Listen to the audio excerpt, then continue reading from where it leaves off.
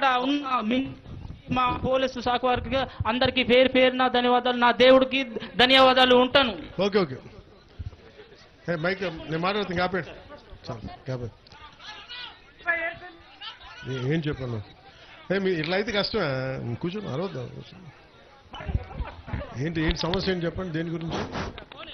Sir నమస్తే sir. నేను local Janasena leader sir. మీకోసం నేను నడిచి వచ్చాను సార్. నేను నడిచి వచ్చాను. కానీ ఒక విషయం సార్, విని చెప్పాను. మీరు గొడవ పెట్టకుండా మామూలుగా మాట్లాడండి. మా లోకల్లో మరి రోడ్లు పడలేదు సార్, చాలా మంది బాధపడుతున్నారు. అదే కదా రోడ్లు ఒకేసారి ఎలా వేస్తాం, మరి 1 by 1 రోడ్లు వేస్తాం కదా సార్. వేయించాలని కోరుకుంటున్నాను సార్. ఖచ్చితంగా. ఇంకొక విషయం సార్, పెన్షన్తో బాధపడుతున్నారు సార్. పెన్షన్ కావాలి సార్. పెన్షన్ తర్వాత ఆర్టీఆర్లో బాధపడుతున్నారు సార్. సిఆర్టీలు కొందరికి మీరు కోపంతో మైక్ అటు ఇటు ఊపేస్తున్న మాట వినిపించట్లేదు. ఓకే మీరందరూ పార్టీ తరపించున్నారు కదా, మీరందరూ మీకు ఒక లీడర్ ఉన్నారు కదా, ఆయన ద్వారా మీ రిప్రజెంటేషన్స్ అన్ని మీ పిటిషన్స్ అన్ని పంపించండి, నేను ఫాలోఅప్ చేస్తాను. మీ అందరికీ జనసేన పార్టీ పెట్టి 12 సంవత్సరాలు ముగించుకొని 13వ సంవత్సరంలోకి అడుగు పెడుతూ, అది లక్షల మంది జనం మధ్య కాదు, మన నందిగరువు గ్రామంలో డోలీ మోతలకు కూడా ఇబ్బంది, డోలీ మోతలతోటి సతమతమయ్యే గ్రామానికి విముక్తి కల్పించి అలాంటి గ్రామస్తుల మధ్య 40 కుటుంబాల మధ్య జరుపుకొని నేను మీ ముందుకు వచ్చాను. మనస్ఫూర్తిగా నాకు పార్టీ పెట్టిన తర్వాత ఎంత దూరం ప్రయాణిస్తాం ఏమవుద్దో కూడా తెలియదు, కానీ ఈరోజు నాకు చాలా తృప్తిగా ఉంది, చాలా సంతోషంగా ఉంది. ఒకళ్ళని తలుచుకుంటే మీలాంటి యువత, ప్రజానీకం, ప్రజలు, అన్నదమ్ములు, ఆడపడుచులు మీరు మద్దతుగా ఉంటే 70 సంవత్సరాలుగా రోడ్డు లేని ఈ రోడ్డుకి ఒకసారి ఫోటోలు చూస్తే ఇది ఏ రోడ్డా అని చెప్పి దాని మీద కామెంట్స్ కూడా ఉన్నాయి. నేను కూడా అడిగాను, మన ఉన్నతాధికారులు కూడా అడిగాను, మన ప్రిన్సిపల్ సెక్రటరీ గారిని కూడా, సార్ ఇది నిజంగా రోడ్డు వేశారా లేదంటే ఏఏలో క్రియేట్ చేశారా అని. ఎందుకంటే అంత క్లీన్గా ఉంది రోడ్డు. అంటే ఇది ఎందుకు చెప్తున్నానంటే నేను వచ్చి ప్రత్యక్షంగా పర్యవేక్షించి, అలాగే మనకి జలజీవన్ మిషన్ నీళ్ళు ఎలా వస్తున్నాయి, ఏం వస్తున్నాయి, ఇవన్నీ పరిశీలించడానికి వచ్చాను. ఇది మీకు భరోసా ఏం కల్పిస్తుంటే ఇక్కడ సమస్యలన్నీ ఒక రాత్రికి రాత్రి తీరవు. ఇవన్నీ కష్టపడి నిలబడి తీర్చే సమస్యలు ఇవన్నీ.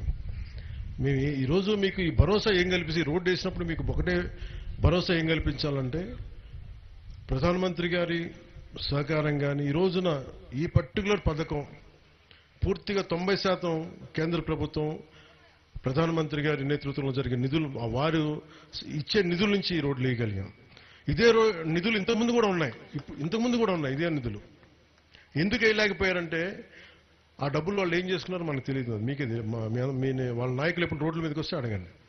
మనం అదే నిధుల్ని మళ్లించకుండా ఇది మన పర్టికులర్లీ పీవీటీజీ గ్రూప్స్కి ఇవ్వాలి, వారి అభివృద్ధికి తోడ్పడాలన్న ఒక్క సదుద్దేశంతో ఈరోజు వచ్చి వాళ్ళు 5 సంవత్సరాలు ఉన్నారు, ఒక్క రోడ్డు వేయలేకపోయారు. ఈరోజు మనం వచ్చి మనం దాదాపు 200 ఒక మన పార్వతీపురం ఏం చేశాం సార్?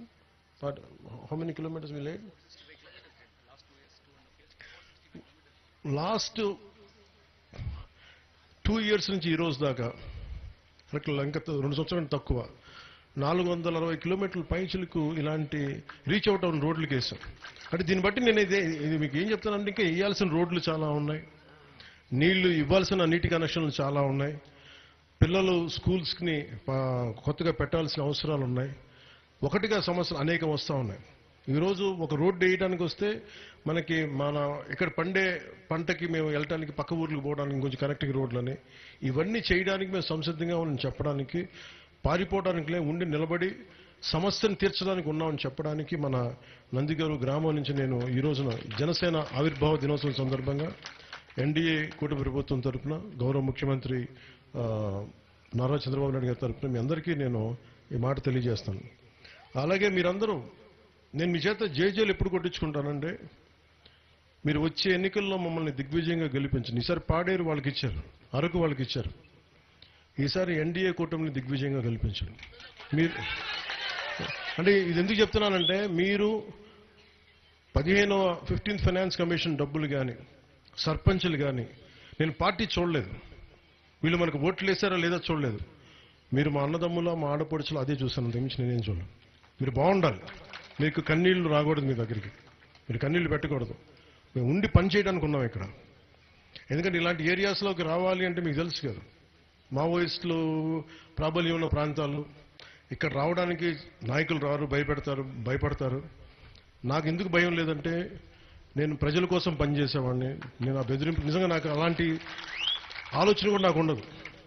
కాకపోతే ఒకసారి నా ఒక్కడిదే కాదు కదా సెక్యూరిటీ, ఒకసారి అధికారులు కూడా వెళ్ళాలి, పోలీస్ కానిస్టేబుల్స్ వెళ్ళాలి, కమాండోస్, వాళ్ళని దృష్టిలో పెట్టుకొని సహజంగా ఏజెన్సీ ప్రాంతంలో మధ్యాహ్నం తర్వాత మీటింగులు ముగించేస్తాం. మీరు అనుకోవచ్చు ఎందుకు సాయంత్రం దాకా ఉండడం, 2 దాకా 3 తర్వాత వెళ్ళిపోతారు, ఎందుకంటే ఇది సెక్యూరిటీ ప్రోటోకాల్. ఎందుకంటే గతంలో ల్యాండ్ మైన్స్ పెట్టేవాళ్ళు, కొన్ని గొడవలు జరిగాయి, వీటన్నిటి వల్ల. ప్రస్తుతం మీకు గిరిజన హక్కులకి భంగం వాటిల్లకుండా మీ హక్కుల్ని పెంపొందించేలాగే, మీ హక్కులు బలంగా ఉండేలాగే నేను మీ కష్టాలను అర్థం చేసుకునే వ్యక్తిని తప్ప మేము కూర్చోబెట్టి అటువైపు ముఖం తిప్పుకునే వ్యక్తిని కాదు. మీ కష్టాలు అర్థం చేసుకున్నాను కాబట్టే రాని ఎయ్యని రోడ్లు కూడా మీకు వేయగలిగాం. ఇంత పగడ్బందీగా డబ్బులు లేవన్నా కానీ ఎందుకు పంతం పట్టి చేయించామంటుంది. అలాగే జల్ జీవన్ మిషన్ కూడా గౌరవ ప్రధానమంత్రి గారు 4,000 కోట్ల రూపాయలు మనకి ఇచ్చేస్తే 26 కోట్లకి 28 కోట్లకు డబ్బులు ఇస్తే గత ప్రభుత్వం వైసీపీ ప్రభుత్వం డబ్బులు తీసుకోలేదు దాన్ని. ఈ రోజున 4,000 కోట్లు ఖర్చు పెట్టి పైప్ లైన్ వేసి వదిలేశారు. అదే మన ప్రభుత్వం రాగానే కూర్చోబెట్టి కనీసం మీరు చూస్తున్నారు దాటిపొడులు జేజీఎం ఇవి చూస్తున్నాం, ఇంటికి కనీసం 55 లీటర్ల నీళ్లు రావాలన్న ఆశ ఉంది దీనికి. ఇది మరింతగా ముందుకు తీసుకెళ్తాం. కనీస వసతులు, కనీస రోడ్లు, మీరు దారిపొడవునా నాకు వచ్చేది డ్రైనేజ్ సమస్యలు ఉన్నాయి, స్కూళ్ళ సమస్య ఉంది, లేదంటే స్కూల్ బిల్డింగ్లలో సమస్యలు ఉన్నాయి, లేదా అంగన్వాడీ సెంటర్స్ సమస్యలు ఉన్నాయి. అలాగే కూర్చోబెట్టి పెన్షన్స్ సరిగ్గా కొంతమందికి రావట్లేదు. ఇవన్నీ కూడా ఎప్పటికప్పుడు అధికారుల చేత సమీక్షలు జరుపుతూ మీ సమస్యని తీర్చడానికి అనుక్షణం మేము పనిచేయడానికి మేము సంసిద్ధంగా ఉన్నాం. మీరు మా మీద ఈ ప్రాంతంలో ప్రత్యేకించి కూటమిని గెలిపించకపోయినప్పటికీ కూడా మీకోసం మేము కూటమి ప్రభుత్వం పనిచేస్తుంది. మనస్ఫూర్తిగా మీకోసం ఉంటాం, మీకోసం పనిచేస్తాం. అలాగే మార్గం మధ్యలో ఓనూరు గ్రామంలో ఉన్న మండల ప్రాథమిక పాఠశాలను కూడా పరిశీలించాను. ఆ ఫ్లోరింగ్తో పాటు మరమ్మతులు చేస్తా ఉన్నారు. గత ప్రభుత్వం ఆ ఫ్లోరింగ్తో మరమ్మతులు కూడా ఉంటే వదిలేశారు. మధ్యాహ్న భోజనం తయారీకి ఏర్పాటు చేసిన వంటశాల కిచెన్ గత ప్రభుత్వంలో సగం పరక పనులు చేసి వదిలేశారు. వీటన్నిటికీ కూడా వెంటనే నిధుల్ని మనం మంజూరు చేస్తా ఉన్నాం వీటి పనులు అవ్వడానికి. అలాగే నందిగారు నుంచి పిల్లలు చదువుకునేందుకు ఓనూరు వరకు వెళ్లాల్సి వస్తుంది. అంగన్వాడీ కేంద్రానికి కూడా తల్లులు తమ పిల్లల్ని ఓనూరు వరకు తప్పడం లేదు.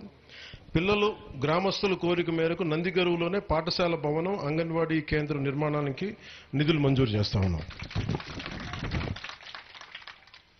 అలాగే కొత్తపాలెం గ్రామం ప్రజలు జరిగిన విజ్ఞప్తులు ఏంటంటే, ఒకటి ఒంటూరు జంక్షన్ నుండి కొత్తపాలెం గ్రామానికి 1.6 కిలోమీటర్ రోడ్డు జీరాంజీ, ఇప్పుడు నరేగా ఇది ఇప్పుడు పేరు మారి దీని పేరు జీరాంజీ పథకం కింద దీన్ని శాంక్షన్ చేస్తున్నాం ఈ కార్యక్రమం. అలాగే అంగన్వాడీ సెంటర్ అసంపూర్తిగా ఉన్న ఈ కొత్తపాలెం గ్రామ ప్రజల్లో అంగన్వాడీ సెంటర్ అసంపూర్తిగా ఉన్న స్కూల్ బిల్డింగ్ కూడా ప్రభుత్వం నుండి దీన్ని శాంక్షన్ చేయిస్తాం. అలాగే నిన్న జరిగిన కేబినెట్ సమావేశంలో రాష్ట్రంలో ఎంవీఎస్ స్కీమ్స్ పాటు మల్టీ విలేజ్ స్కీమ్స్, ఒక గ్రామాన్ని కాదు ఒక గ్రామాల సముదాయాన్ని కలిపి గ్రూప్ని కలిపి ఎంవీఎస్ స్కీమ్ ఇది. వాటితో పాటు నేను ముఖ్యమంత్రి గారిని ప్రత్యేకించి అడిగింది